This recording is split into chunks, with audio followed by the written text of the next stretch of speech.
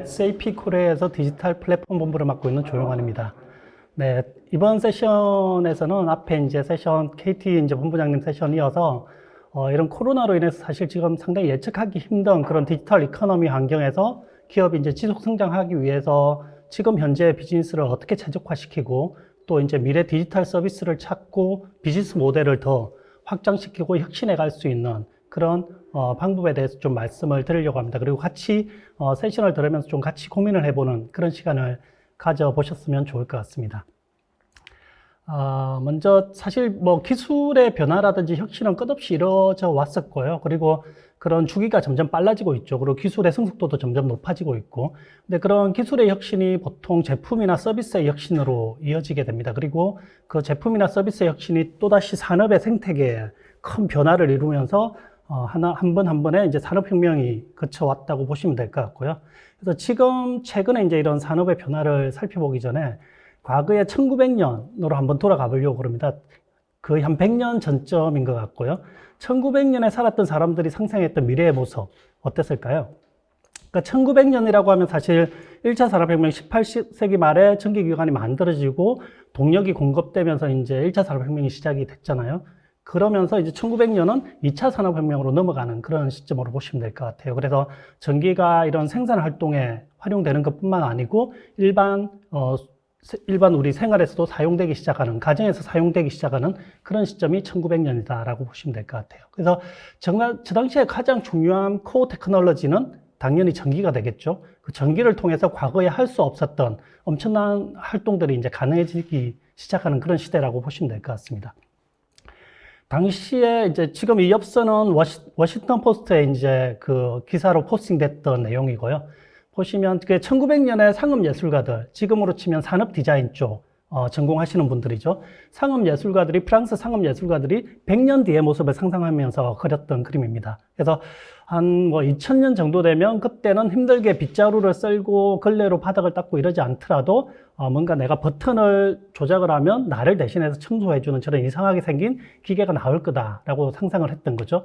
근데 지금 산업 현장에 가면 지금 빗자루로 쓸고 닦고 안 하잖아요. 다 산업용 청소기가 청소를 합니다. 가정집에도 저희 집도 그렇지만 하루 종일 로봇 청소기가 바닥을 닦고 다니죠. 그리고 저때가 이제 뭐 에디슨하고 테슬라가 서로 뭐 교류하고 직렬로 싸우고 있을 때고 또 뭐 에디슨이 축음기, 벨이 전화기를 만들던 시점이 1800년대 후반, 1890년대 이때 시점이거든요. 근데 그때 상업예술가들은 그런 조각조각의 혁신 기술들을 합쳐서 저런 미래에는 통신을 하는데 뭔가 화면을 보면서 통신하는 시대가 열릴 거야. 근데 저런 그림이 1900년에 상업예술가들이 상상했던 엽서입니다. 근데 지금 저도 물론 지금 이 스튜디오에서 말씀을 드리고 있지만 대부분 다 이제 온라인으로 지금 듣고 계시잖아요. 그리고 코로나가 특히 이제 더 이런 그 생활을 더 가속화시킨 것 같고요. 대부분 이제 많은 분들이 대면보다는 비대면으로 회의를 하고 비대면으로 서로 이제 대화를 주고받는 그런 시대로 바뀌어가고 있는 것 같습니다. 근데 그게 이미 이제 1900년에 상상했던 미래의 모습이 지금은 상당 부분 이제 현실화된 거죠.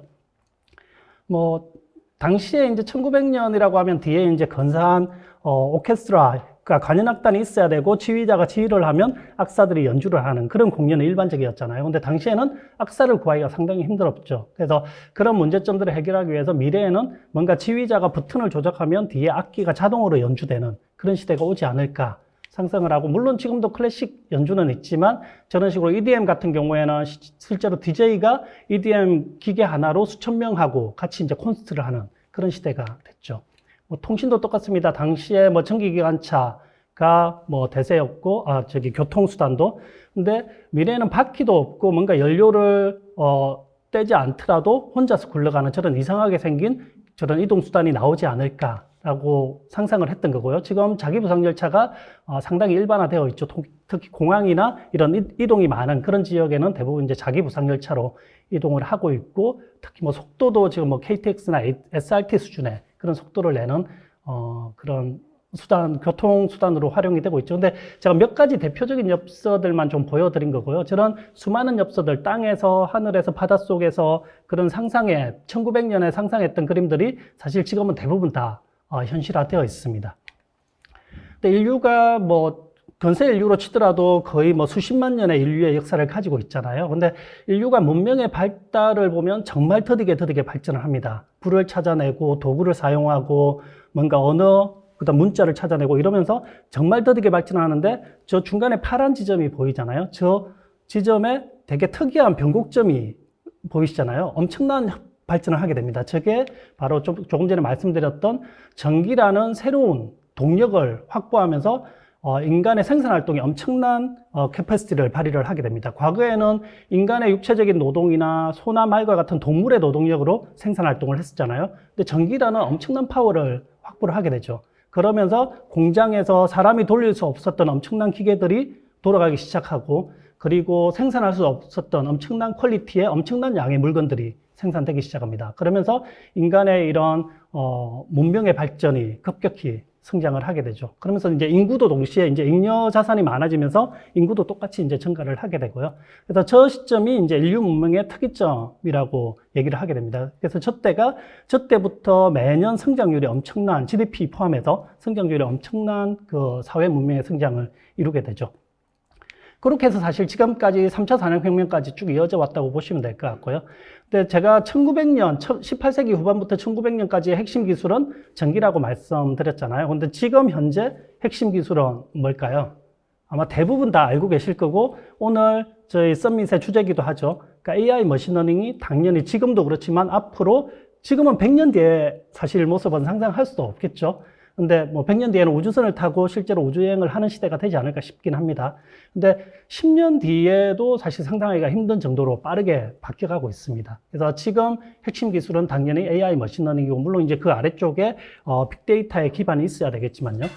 그래서 뭐 우리 주변에 앞에 KT 본부장님 말씀하셨던 것처럼 우리 주변에서 이런 개인 비스 앱들, 챗봇으로 지금 뭐 내비게이션이든 아니면 TV든 오디오든 대부분 다 이제 챗봇으로 사용을 하시잖아요. 그런 식으로 개인 비스 앱이라든지, 뭐 이세돌 프로가 알파고랑 게임했을 때 게임에 적용된 이런 머신러닝, 딥러닝 알고리즘들, 그 다음에 뭐 지금은 영어를 모르더라도 유튜브에 외국어 채널을 바로 볼 수 있잖아요. 바로 보이스를 바로 이제 텍스트로 전환하고 텍스트를 바로 트랜스레이션해서 한글 번역으로 바로 보여주게 됩니다.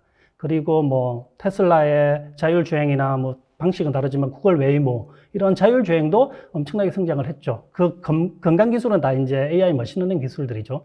뭐 이미지 인식도 이미 이제 몇 년 전에 사람보다 훨씬 더 AI 머신러닝이 훨씬 더 빠르게 이미지를 인식하고 정확하게 인식을 하고 있습니다. 그리고 아트 쪽에 음악이나 미술이나 이런 쪽 예술 작품 쪽으로도 점점 이제 AI나 머신러닝 기술들이 접목이 되고 있고요. 그래서 점점 우리는 모르지만 일상생활에 점점 많은 부분에 AI나 머신러닝 기술들이 들어오고 있다고 보시면 될 것 같아요. 그게 일상생활뿐만 아니고 이런 우리의 비즈니스 영역에도 점점 많이 적용이 되고 있죠. 많이 이제 지금 파일럿 형태로 테스트가 되고 있는 상태고요.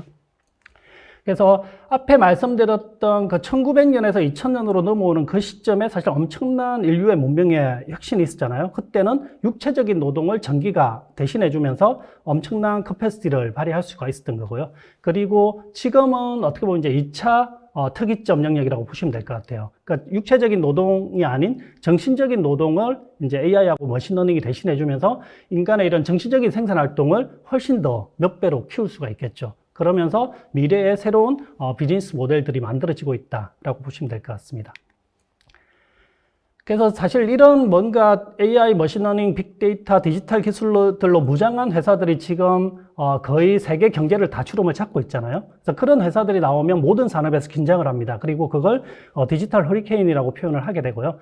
가장 많이 영향을 받는 거는 당연히 서비스 업종이겠죠. 뭐 여행이나 교통이나 통신이나 금융, 그쪽은 기존에 서비스를 공급하던 회사들은 대부분의 과거의 아날로그 방식의 서비스의 기능을 조금 더 개선하려고 노력을 합니다. 그런데 새로 나오는 저런 디지털 테크 회사들은 그 틀을 다 깨버리게 돼요. 왜냐하면 이미 소비자들은 디지털 환경에 익숙하거든요. 과거에 그 서비스가 만족스러워서 쓰는 게 아니에요. 그냥 그게 있으니까 그걸 써왔던 건데, 디지털 테크 회사들은 완전히 새로운 서비스를 올려버립니다. 그래서 그 산업을 장악을 해버리게 되죠. 그게 제일 이제 영향을 많이 받는 게 주로 이런 서비스 업종이 제일 영향을 많이 받게 되고요. 그리고 소비재 업종도 똑같습니다.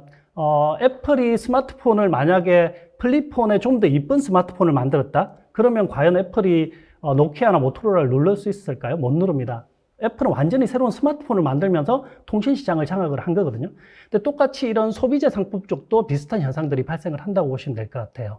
테슬라의 전기차나 자율주행차가 기존의 내연기관차의 시장을 흔들잖아요. 똑같이 이제 그런 식으로 이런 소비재 상품이나 컨슈머 프로덕트 이런 쪽도 점점 그런 틀이 깨지고 있다. 이런 테크 회사들이 그 위 산업을 장악해 가고 있다. 이렇게 보시면 될 것 같아요.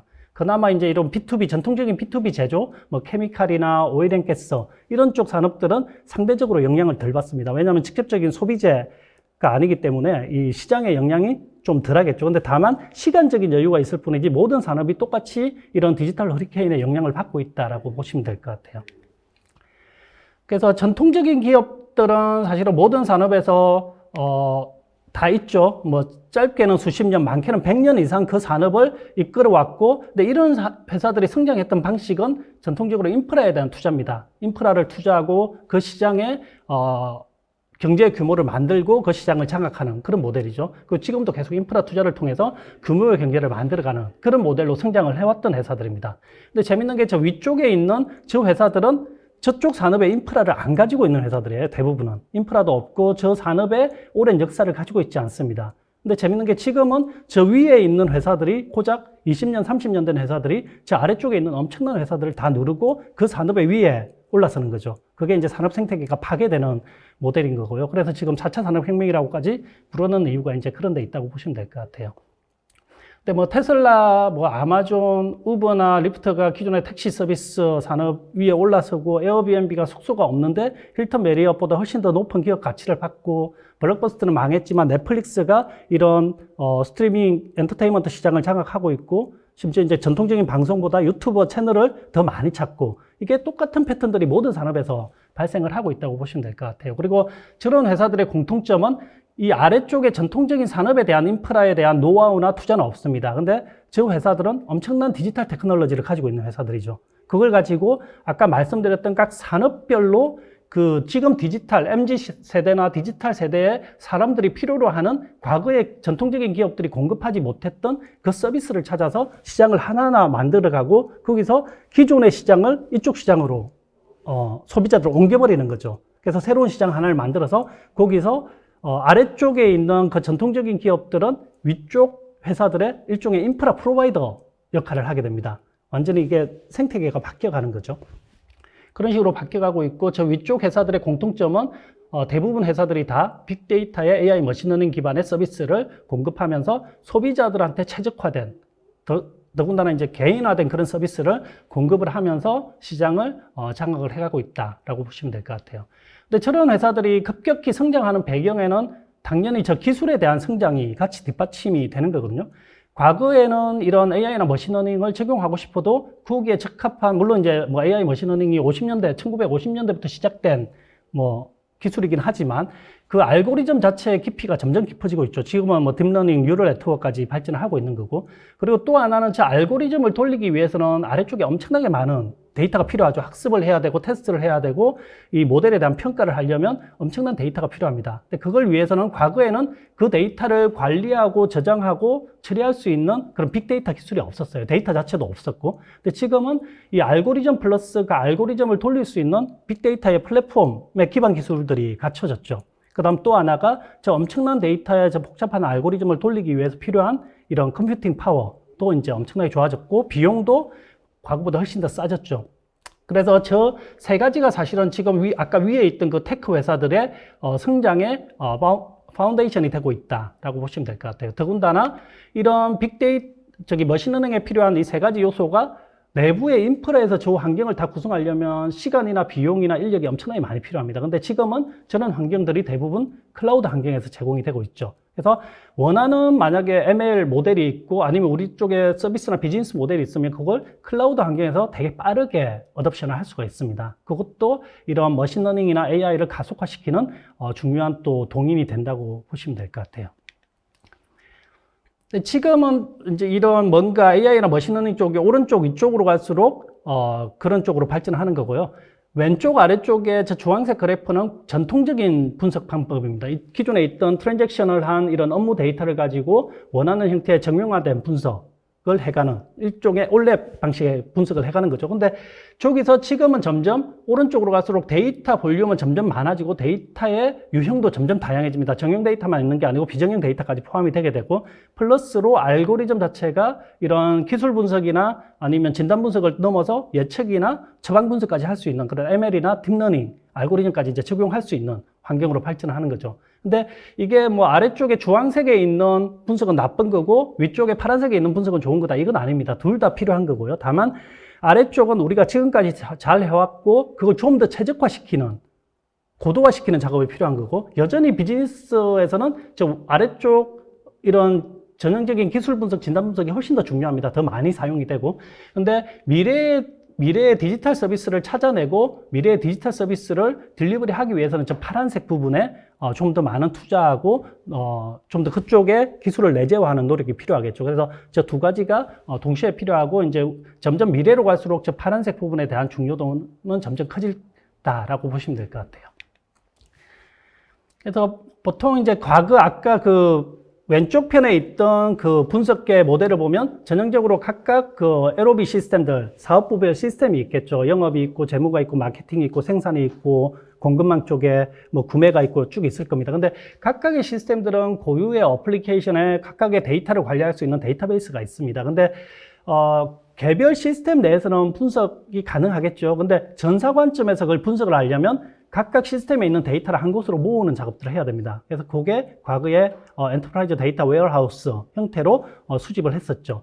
근데 이게 빅데이터 이전까지는 저게 가능합니다. 데이터 볼륨이 그렇게 크지가 않고 데이터가 대부분은 트랜잭셔널 데이터이기 때문에 정형화된 데이터입니다. 그래서 그걸 한 곳에 모아서 360도로 고객을 분석하고 360도로 제품을 분석하고 이런 게 가능했었죠. 근데 지금은 미래 이제 디지털 그 이코노미로 넘어가면서 데이터에 대한 증가 속도가 엄청납니다. 이게 정형 데이터만 있는 게 아니고 데이터의 볼륨 자체도 엄청나죠.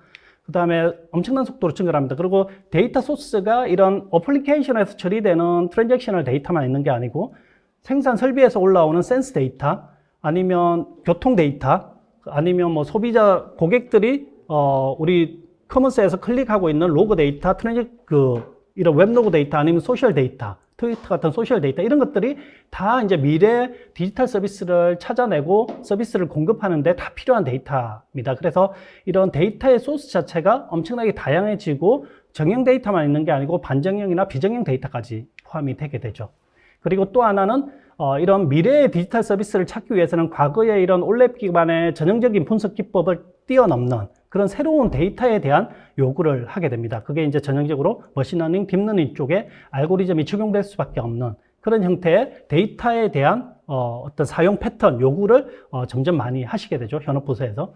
그래서 이렇게 하다 보니까 과거에 저 왼쪽 편에 있는 데이터의 그런 관리 아키텍처로는 이런 새로운 디지털 시대에 데이터를 관리하고 처리하고 뭔가 모델을 만들기에는 한계가 있을 수밖에 없습니다. 그래서 이런 새로운 빅데이터 시대에 필요한 데이터에 대한 거버넌스 영역이나 데이터에 대한 이런 전체 그 아키텍처 부분에서 새로운 이제 기술이 필요할 수밖에 없죠. 물론 왼쪽 편은 훨씬 더 중요할 수도 있습니다. 현재 비즈니스를 더 잘하고 정확하게 판단하고 운영하기 위해서는 왼쪽이 더 중요할 거고요. 다만 미래 비즈니스를 찾아내고 미래 시장, 미래 고객을 예측해서 새로운 비즈니스를 만들기 위해서는 오른쪽이 또다시 중요하죠. 그래서 저 두 가지를 동시에 이제 고민을 할 수밖에 없는 그런 환경입니다.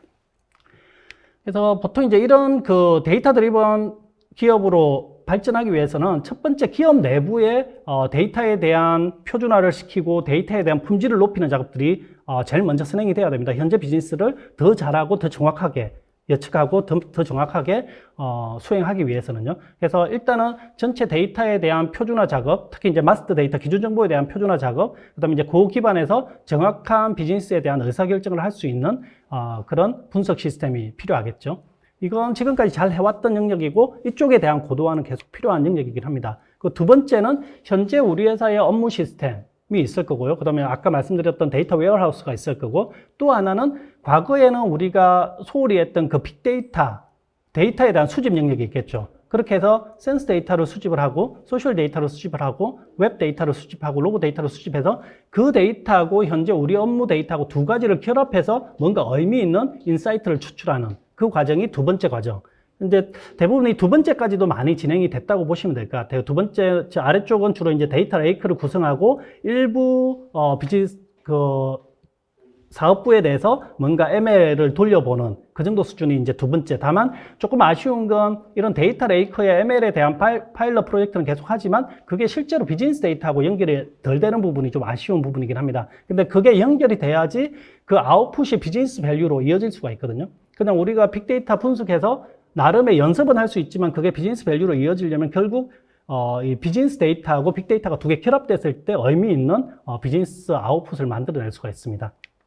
여기서 한 단계 더 나가면 그 위쪽에 앞에 말씀드렸던 데이터 관리에 대한 아키텍처 모델이 완전 바뀌잖아요. 그래서 그 새로운, 그러니까 이런 데이터 웨어하우스하고 빅데이터하고 두 가지가 결합됐을 때 전체 ML을 관리할 수 있는 고도화된 전체 빅데이터 플랫폼이 필요하겠죠. 거기는 뭐 예를 들면 마케팅을 위해서 ML을 따로 하고 생산 설비 쪽 ML 따로 하고 이런 게 아니죠. 그 플랫폼 하나에서 각각 사업부별로 아니면 업무별로 필요한 ML 요청이 있을 때 그 플랫폼 내에서 데이터 소스를 연결하고 데이터를 프로파일링 해보고 데이터를 정제하고 거기서 실제 뭐 R이나 파이썬으로 ML 모델을 돌리고 학습시키고 마지막에 대시보드나 트랜잭션까지 연결시켜주는 이 전체 사이클이 하나의 플랫폼에서 전사 관점에서 이루어질 수 있게끔 하는 게 세 번째 단계입니다. 저렇게 되면 그다음부터는 ML의 모델들을 계속 확장을 해가는 속도가 훨씬 더 빠르겠죠. 근데 저걸 사일로로 하게 되면 이 데이터에 대한 관리하고 처리하고 준비하고 ML 돌리고 마지막에 전체 그 데브옵스로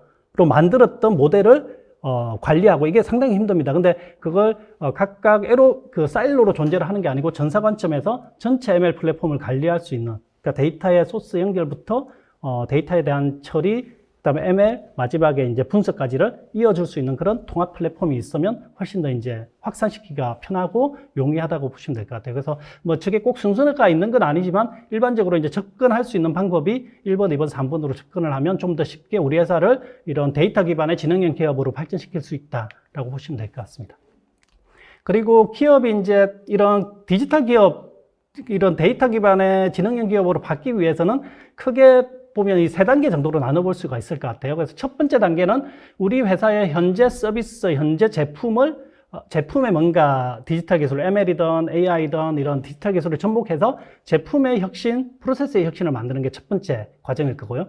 그다음 두 번째 과정은 우리 회사 내부의 프로세스가 아닌 바깥에 시장의 고객이나 공급망 쪽에서 뭔가 우리가 놓치고 있던 그 문제점을 찾아내고 거기에 뭔가 새로운 서비스, 디지털 서비스를 만들어서 새로운 레비뉴를 창출하는 게 두 번째 단계. 근데 세 번째 단계는 그것도 넘어서 우리 회사가 가지고 있는 고유 도메인 영역이 있을 거잖아요. 근데 그 도메인 영역을 활용해서 또 다른 플랫폼 비즈니스, 네트워크 비즈니스를 만드는 게 3단계. 근데 위로 올라갈수록 좀 더 범위는 넓어지고 좀 더 어렵겠죠. 근데 1번 같은 경우에는 우리가 알고 있는 제품이고 우리가 알고 있는 프로세스입니다. 그리고 우리가 항상 해왔던 그런 R&D나 프로세스 혁신 활동들이고 다만 거기에 디지털 기술을 접목했을 때 그게 훨씬 더 최적화되고 효율화되고 자동화될 수 있는 부분을 찾아내는 거고요. 그래서 좀 이제 1번은 쉽지는 않지만 그래도 좀 더 빠르게 접근해 볼 수 있는 게 내부에 대한 프로세스나 프로덕트에 대한 이노베이션을 먼저 시작해 볼 수가 있겠죠. 그래서 예를 들면 냉장고가 있다고 가정을 해볼게요. 냉장고가 있으면 이 냉장고에 대한 주로 뭐 1차적으로 냉장고를 생산하는 라인이 있겠죠. 그럼 제일 먼저 할 수 있는 건 라인에 대한 설비 투자죠. 스마트 팩토리로 공장 자동화를 하는 게 제일 먼저 쉽게 할 수 있는 거고. 근데 거기에 공장 자동화를 하면서 설비 쪽의 센스 데이터하고 예를 들면 저 냉장고를 부품에 필요한 이런 구매 데이터가 있겠죠. 그 두 가지를 가지고 뭔가 냉장고에 대한 품질을 예측한다든지 생산 아웃풋에 대한 품질을 예측한다든지 공장 라인에 대한 설비에 대한 메인터넌스를 예측한다든지 고장에 대한 예측이라든지 그런 것들이 1차적으로 적용해 볼 수 있는 영역이 될 것 같습니다. 그리고 또 하나는 저렇게 해서 냉장고를 판매를 하게 되면 그 냉장고 자체는 스마트 프로덕트입니다. 즉 냉장고가 고객들이 시장에서 어떻게 사용하고 있는지에 대한 센싱이 가능해지게 됩니다. 과거에는 그게 안 됐잖아요. 근데 지금은 실제 시장에서 우리 고객들이 냉장고를 어떻게 쓰고 있는지에 대한 데이터를 수집해서 R&D에서 그걸 가지고 냉장고에 항상 문제가 생기는 부분 아니면 뭔가 에너지 관리에 문제가 있는 부분 그런 것들을 찾아서 R&D에도 적용을 할 수가 있겠죠. 그래서 우리 내부의 프로세스나 우리 내부의 제품 개발에 뭔가 이런 디지털 기술을 접목하는 게 1단계. 이 부분은 지금도 많은 노력을 하고 있고 계속 적용을 하고 있는 영역으로 보시면 될 것 같아요. 2단계로 넘어가면 우리 회사의 밸류체인을 넘어서는 밸류체인입니다. 그래서 조금씩 어려워지는 거고요. 우리가 모르는 과거에는 제품을 생산해서 판매하면 끝이었잖아요. 근데 지금은 그 판매된 제품 내에서 또 다른 밸류체인이 돌아가게 됩니다. 고객 입장이 될 수도 있고 공급업체 입장이 될 수도 있습니다. 그 밸류체인에서 어딘가에 불편한 부분 아니면 오프라인 부분이 있을 거예요. 근데 이게 제품이 다 스마트 프로덕트로 바뀌면 그 부분에 대한 연결고리를 찾아낼 수가 있습니다. 그래서 그 오프라인에 불편하던 부분을 찾아서 그걸 디지털 서비스로 만들어서 시장에 공급을 하는 거죠. 그러면 거기는 과거에 없었던 새로운 시장 하나가 열리게 됩니다. 그걸 가지고 네트워크를 만들고 더 확장을 시키면 이 에코를 확장해서 플랫폼 비즈니스, 네트워크 비즈니스로 발전을 시켜버리는 거죠. 근데 앞에 보여드렸던 그 위쪽에 디지털 기업들의 공통된 특징이 바로 저 부분을 잘하는 거예요. 1단계에 있는 부분은 그 디지털 기업들이 들어올 수가 없거든요. 기존의 인프라에 대한 투자가 없기 때문에. 근데 그 인프라에 대한 투자 부분에서 저 바깥에 있는 외부의 밸류체인의 문제점들을 찾아서 거기서 디지털 서비스를 공급하고 그 시장에 고객들을 장악을 하는 거죠. 그 패턴을 보이고 그걸 점점 넓혀가는 거고. 그래서 이런 식으로 이제 발전을 할 수가 있고, 저걸 냉장고로 안 보셔도 돼요. 저게 뭐 서비스 업종인 금융이라고 치면 이 돈이 그래 되는 걸 보시면 됩니다. 그러면 거기서 사용자들이 얼마나 힘들게, 옛날처럼 ATM기에 가서 이체하는 사람 없잖아요, 지금은. 근데 그게 우리는 은행에서는 그게 당연하다고 생각하지만 지금 소비자들은 그렇게 원하지 않습니다. 여행을 갈 때도 옛날처럼 여행 패키지 공급한다고 그렇게 여행 가는 사람은 없잖아요. 이미 소비자하고 시장은 바뀌었는데 여전히 우리가 제공하는 서비스는 옛날에 아날로그의 약간의 온라인 형태의 서비스를 아직도 공급을 하고 있을 가능성이 큽니다. 그래서 그 부분을 다시 보면 분명히 이제 놓치고 있는 밸류체인이 있고 그 부분을 찾아서 뭔가 혁신적인 서비스를 만들고 그 시장을 장악하는 게 필요하겠죠. 그래서 그런 그 과정을 보여주는 대표적인 이제 뭐 상당히 많은 디지털 트랜스포메이션 사례들이 있겠지만 하나를 좀 말씀드리면 존 디어라는 회사고요. 존 디어는 180년이 넘은 회사입니다. 엄청나게 오래된 전통적인 기업이고 그것도 더군다나 농업 쪽 전통적인 산업의 회사고요. 근데 엄청난 회사죠. 그 포브스 100대 기업에 항상 들어가는 기업이고, 근데 저 회사가 보면 제품 혁신에서 프로세서 혁신에서 그다음에 이제 비즈니스 모델 혁신까지 쭉 이어왔던 과정들을 좀 말씀을 드리려고 합니다. 일단 제품 혁신을 보면 이 존 디어라는 회사 자체가 AI나 이런 GPS 쪽의 텔레메틱스 회사들을 되게 많이 인수를 합니다. 인수를 해서 그 기술들을 기존의 존 디어의 트랙트에 기술을 접목을 시켜야 됩니다. 그래서 2002년에 이미 사실 뭐 테슬라나 구글 웨이모가 자율주행 만들기 전에 이미 존 디어는 상용 트랙터를 만들어서 자율주행 트랙터를 만들어서 공급을 해서 상용화 시켰습니다. 물론 뭐 이게 농지고 훨씬 더 위험이 덜하기 때문에 좀 더 쉽긴 하겠죠. 일반 도로가 아니라서. 그렇더라도 자율주행 트랙터를 제일 먼저 만들어서 지금도 공급을 하고 있고, 그 다음에 GPS나 IoT 기술로 리모트에서 저 플릿, 트랙터들을 직접 리모트에서 메인터넌스 하는 그런 것까지 이제 기술을 접목시켰고요. 오른쪽에 보시면 저게 이제 CN 스프레이라는 그 일종의 그 제초제 비슷한 겁니다. 그래서 그 쭉 기계가 지나가면서 아래쪽에 카메라가 있어요. 그래서 비전 기술을 가지고 저 아래쪽에 이미지에 있는 저 곡물들이 있을 거잖아요. 그럼 저거 중에 일부는 내가 직접 뿌렸던 채소고 일부는 잡초입니다. 그러면 과거 같으면 모든 곡물이든 잡초든 다 농약을 뿌리고 지나가잖아요. 근데 정확하게 그 비전 기술로 저 잡초만 딱 찍어서 그 부분에만 농약을 뿌립니다. 그러면 채소에는 농약이 살포가 안 되죠. 그 토질도 훨씬 더 건강하겠죠. 그렇게 해서 저런 AI나 머신러닝 기술을 농업에 저렇게 접목을 해가는 거죠. 저게 전형적인 프로덕트 이노베이션 영역으로 보시면 될 것 같고, 여기서 뭐 물론 이제 내부에 이런 뭐 그 스마트 팩토리라든지 공급망 최적화 이쪽에도 상당히 많은 프로세스 이노베이션 쪽에도 접목을 하고 있고요. 그다음에 또 하나는 메인터넌스 쪽을 보시면 저 존 디어 기계 자체가 문제가 생겼을 때 어떻게 할지에 대한 부분을 농부들은 잘 모릅니다. 농장주들은. 근데 그 센스 데이터를 수집을 해서 지금 지도에 보이시는 것처럼 저 점 하나하나가 존 디어 농기계예요. 그러면 존 디어가 리모트에서 저 센스 데이터를 수집해서 리모트에서 관리를 해주게 됩니다. 그래서 예를 들면 저 빨간 점이 있는 부분을 클릭을 하면 이 부분에 이 농기계가 누구 농기계고 어떤 모델이고 어떤 문제가 있어서 빨간불이 왔는지를 얘기를 해줍니다. 그럼 저기가 만약에 절기 시절에 걸렸다 그러면 빨리 농장주한테 연락을 해서 저 농기계를 고쳐야 되겠죠. 그렇게 해서 수리를 할 수 있게 하고, 근데 지금도 물론 고장이 났을 때 전화를 해서 애프터 서비스를 받을 수 있죠. 근데 그러려면 상당히 2, 3주의 시간이 걸립니다. 그리고 엔지니어가 어디서 올지도 모르는 거고요. 근데 그렇게 했을 때는 그 해 농사를 망칠 수가 있습니다. 그래서 그거를 미리 예측을 해서 농장주한테 신호를 주는 거고, 아까 그 맵에서 그 텔레매틱스 정보를 통해서 그 농장에서 제일 가까이 있는 엔지니어가 출동을 해서 상당히 빠른 시간에 이제 농기계를 고쳐서 농사를 망치지 않게끔 해주는 거고요. 지금은 훨씬 더 넓은 영역으로 확장을 합니다. 토지를 분석해서 그 지역에 적합한 그 농작물을 추천해 준다든지, 종자를 같이 연구한다든지, 아니면 바스프 같은 화학회사하고 그 지역에 필요한 이런 비료라든지 이런 농약을 연구를 해서 공급을 한다든지, 플래닝 한다든지, 이런 것들이 다 가능하죠. 그래서 지금은 존디어가 사실은 농기계를 생산해서 판매하는 회사가 아니고 농업의 전체 도메인을 컨설팅하는 그런 서비스 업종의 회사처럼 그렇게 발전을 해가고 있습니다. 그래서 수많은 회사들하고 이렇게 협업을 하고 있고, 물론 이제 이 중에 AI나 테크 쪽 회사들은 상당히 많이 인수를 하고 클라우드 쪽에 농업 클라우드 플랫폼도 만들고 있고, 그 다음에 농작물을 서로 이제 주고받을 수 있는, 판매할 수 있고 수익성을 예측할 수 있는 그런 농작물 쪽의 커머스 플랫폼도 같이 공급을 하고 있고, 그래서 지금은 이미 존디어는 하나의 이런 농업 플랫폼 회사로 바뀌었다라고 보시면 될 것 같아요.